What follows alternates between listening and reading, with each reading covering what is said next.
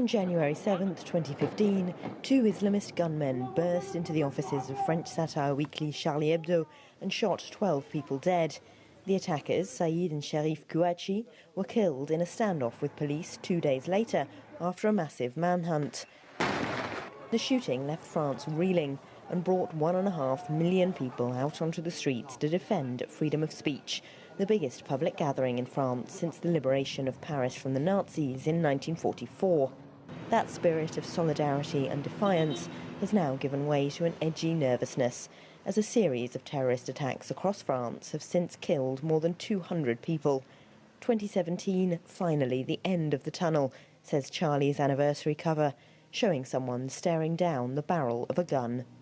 Charlie Hebdo was the beginning, but then it sadly went on. If it is the end of the tunnel, fine. But I am not that optimistic. I think this will go on for quite a long time. It weighs on you. It'll be remembered for a long time. Now, the commemorations, you know, it's just for show. They have short-term political goals. So it's not something that I'd really pay attention to. The mayor of Paris, Anne Hidalgo, and Interior Minister Bruno Le Roux left flowers for the victims at the site of Charlie Hebdo's old offices on Thursday. But politicians are increasingly under fire for their handling of France's security. The country has been under a state of emergency since ISIL members killed 130 people in a series of attacks in Paris in November 2015.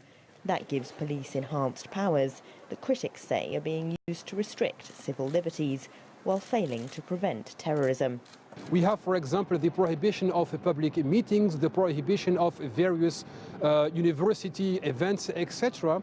And this, plays into the hands of the very same terrorists we are supposed to fight, because according to what they say in their online publications, they are doing this to kill people, to, of course, endanger democracy and the rule of law in the West. And that's exactly what's happening today in France. This hardline security policy is associated above all with Manuel Valls, who resigned as Prime Minister in November to run for the presidency.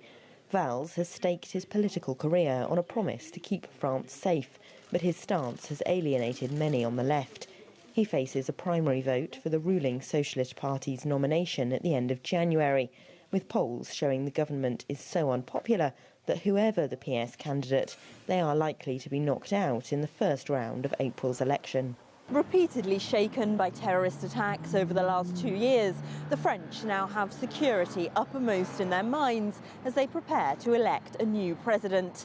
Less than a third of voters say they trust the current government to keep them safe. Elena Casas, CGTN, Paris.